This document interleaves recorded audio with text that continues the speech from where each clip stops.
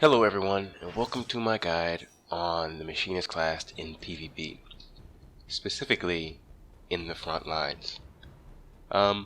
Today we're going to talk about how the class works and what you should be doing to make it successful, specifically in the front lines. These things also apply to Feast, but the front lines is mostly where my footage came from. Well, the only place my footage came from, because the queues for Machinist are not that great in Feast currently. So the first thing I want to point out is that the first thing I did is use a meal to help my stats. In the front lines, unlike Feast, you can use potions, you can use food, and really anything else you want. There's very few things that aren't allowed in the front lines. So if you have food available and you can make it very easily, I definitely recommend that you use it, because it will give you an edge over your opponents. Unlike most things, the food that you take into front lines is not synced down. The stats from the food are not going to be reduced when you eat them. They're going to always be what they are, or what they were when you ate it. And it persists even after you die, in the case that you do die. So, the next thing I want to point out is that I immediately filled my ammo. In this video I did let it drop off after I filled it, because I think I stepped away from the computer for a split second. But the priority list for Machinist is, and this is for when you get into a battle, the first thing you want to make sure is that your ammo is full. You always want to have 5 ammo when you go into a fight. If not, you can use the reload button, or if you're at 4, or if you only need one stack of ammo, you can use quick reload to reload one shot. Secondly, on your priority list when you get into a fight, is that your turret needs to be out. When you get into a fight, it needs to be out and available, because hypercharge on a turret attacking an enemy increases their vulnerability by 10%, which means that every hit you do to them is going to be 10% higher, which is a great buff, or a great debuff to throw at an enemy. And finally, what you need to make sure you have is that all of your buffs are available to use, with the exception of maybe Raging Strikes, because Raging Strikes has such a long cooldown, it's not always reliable to keep up. However, if you alternate Hypercharge and Raging Strikes, you usually can have one of the two up in every encounter. Otherwise, definitely have Blood for Blood up, Hawk's Eye, or Eagle's Eye, I forget the name, up. Definitely have Rapid Fire up, and make sure that your Gauss Barrel is always on when you engage someone.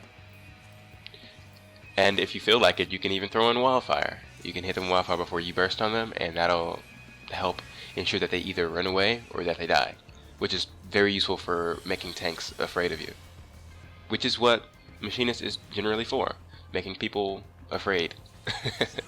So, next thing I did here is I stuck with my team. That's very important for the front lines.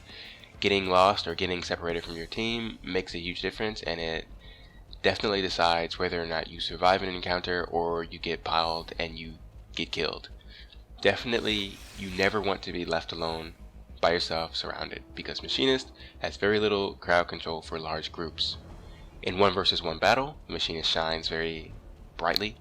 It can handle just about any other class, with the exception of maybe Warrior, unless you manage to Wildfire at a great time, and just play keep away with them for the most of the fight. But in general, you want to make sure that you are with your group, because they are your first defense against any other enemies, especially melee with high burst. So I'm going to let this play out so you can see what I'm doing. I'm checking my map, keeping my ammo loaded, checking my surroundings. I see that warrior over there, but I decided not to engage him because it's not worthwhile. I wouldn't have been able to kill him fast enough to make that kill worth it, so I left him alone. The team is telling everyone to rally back at the base because we've just lost it, so I am running back to help my team try to recapture the point. When I get there, I find that there's nobody there, so I assume it's probably a ninja or something from the other team just harassing us, and I don't bother with it. so I run off on my own for a short bit. Oh, I should point out that this is all pre-recorded.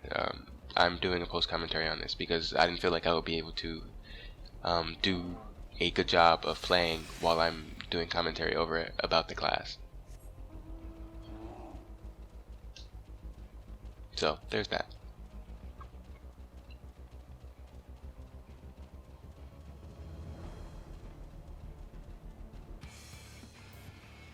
So I'm running in here, and I've noticed that a battle has started. I can see my teammates, and I see our healer topping off the white mage, and I see this ninja who is, for the most part, a little bit overextended. But as he runs back, I decide not to chase him because running into their entire line would have just gotten me killed. So I put a little pressure down on their white mage. I'm sort of just taking shots to make their team know that I am there, to know that I definitely have the ability to take them out. I see this monk, and I saw that he popped Fetter Ward, so I decided not to bother with him. A good part of Machinist is knowing when to between the eyes, just like that. So when I saw that the monk decided to pop Fetter Ward, I knew that my between the eyes would not have its triple damage effect, and I decided to stay away from him, because killing him would have taken a lot more effort than it was worth. So here I run back to try and save this Dragoon, but I'm too late. I try to run back and stun gun the enemy team so that he can get away, but I'm moving too slow and he ends up dying, and I just sort of backpedal away from them, maybe try to lure them into us, but again, it doesn't work. Right here I'm sort of debating whether or not I want to try and kill that Adder's enemy, the yellow team, and I decide not to because there's a big group of flames over there, and I didn't want to like get them all riled up against me. That didn't seem like a good idea. So I'm playing defense right now. I'm not engaging too heavily. I'm staying within my range, and I see this bard. I'm taking a couple shots. There's nothing really going on right now. I'm just sort of keeping my distance, making sure that I don't get overextended, and I'm making sure I don't get left behind by my team. Sort of just pushing up with him, letting the Dragoon go in first, or at least waiting for him to push so I can. But it looks like he decides to back off, so I back off as well. And that's a good strategy for Frontlines, is if your team is pushing, always push with your team. But as soon as they start backing off, back off with them. You don't want to be left behind. You don't want to be a straggler, because stragglers are easy kills, especially for Machinists. So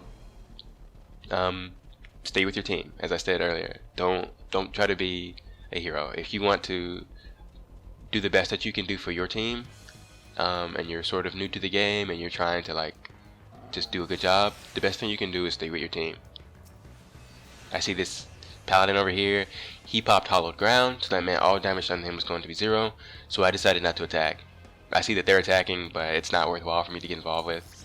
He's gonna die anyway, so I just let it go. And I'm standing on their base. We're about to capture it. I think, yeah, we actually did completely capture it. So this is something that I should point out. I don't know if a lot of people know about this, but if you type /return while you're in a battleground, it will take you back to your base. So if you're ever in a situation where you're overextended, the enemy team doesn't know you're there, and you feel like you can't run, the best thing you can do is type /return and go back to your base. It's almost like dying, except you don't take the death from it. So that's great.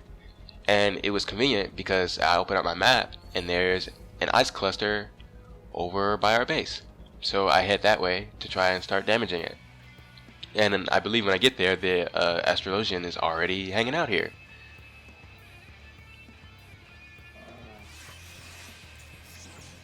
So I'm attacking this ice, and I decided, hey, my entire team is here, so I hypercharge. That's what hypercharge is for, definitely. When you know that someone is getting something or someone is getting focused, if you hypercharge, it increases your team's damage output by at least 10%. So I'm just wailing away on the ice. I think I was pulling top damage on this ice. I'm not sure. Because I wildfired, I used a couple buffs, and you know, it goes down.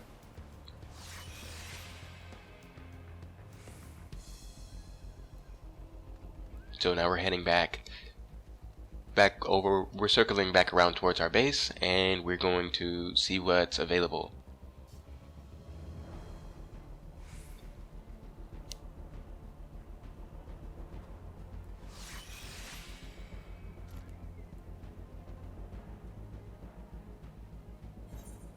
Something you want to be doing often while you're playing this game type is opening and closing your map.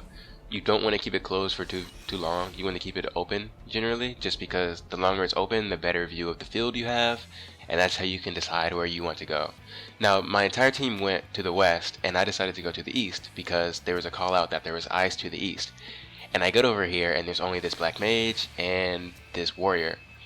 So I'm helping them out. This monk is trying to run away at this point. Really, he knows there's really no chance for him to win.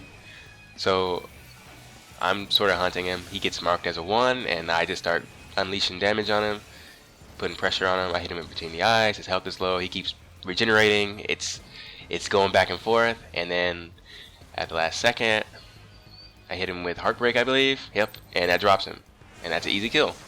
And that's a great way to play Machinist. Make sure that your team, if the other team does not acknowledge you, you need to make sure that they know you're there. And the best way to let them know you're there is by killing some of their team. That's how you want to play it. You want to play as a sniper. So after I get that kill, I'm running back to the A that was marked on the ground. And I'm just, getting my bearings. I purify the Dragoon because he had Wildfire on him and Vulnerability, which is never a good sign. And I stupidly walk through the mud, placed down by the ninja, because I wasn't paying very much attention. And now we're just kind of riding it out. This match does not turn out to be a win at all, unfortunately.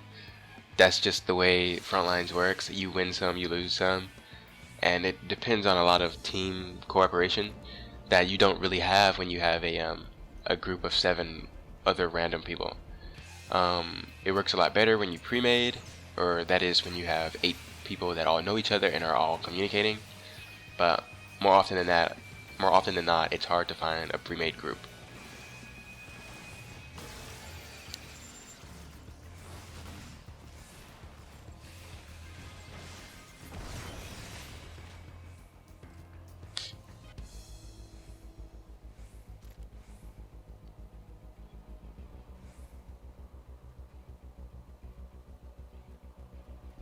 So nothing's really going on right now, at least between that time. So now there's a chunk of crystal here, or ice here, and we didn't really get to it in time. We got a little bit of damage on it and got a couple points, but not enough really.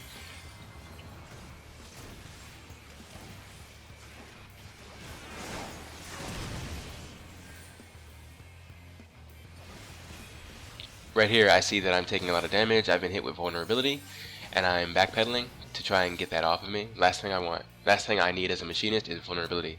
We already have enough trouble surviving without a 10% damage increase done to us. So after that's fallen off, I start to re-engage the ninja, and I get a free kill off of him.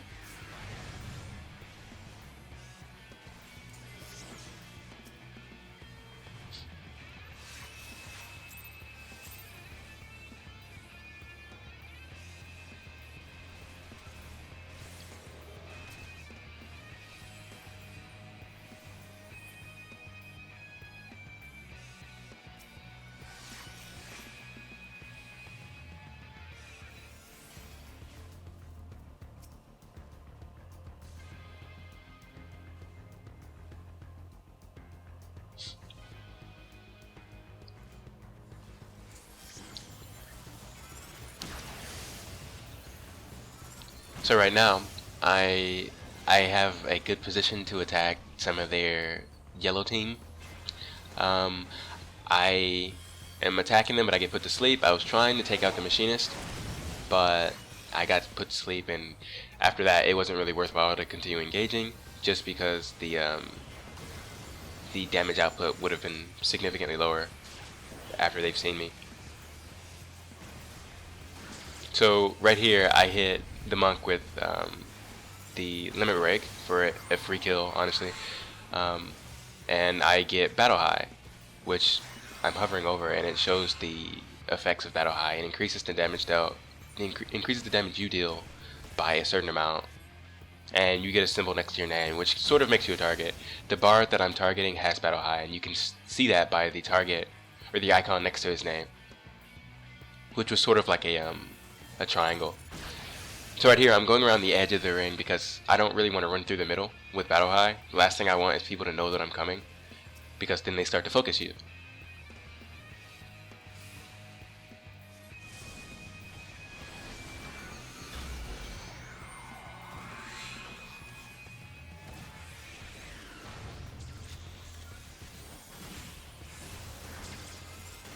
I never did even see if that wildfire did much damage to that bard.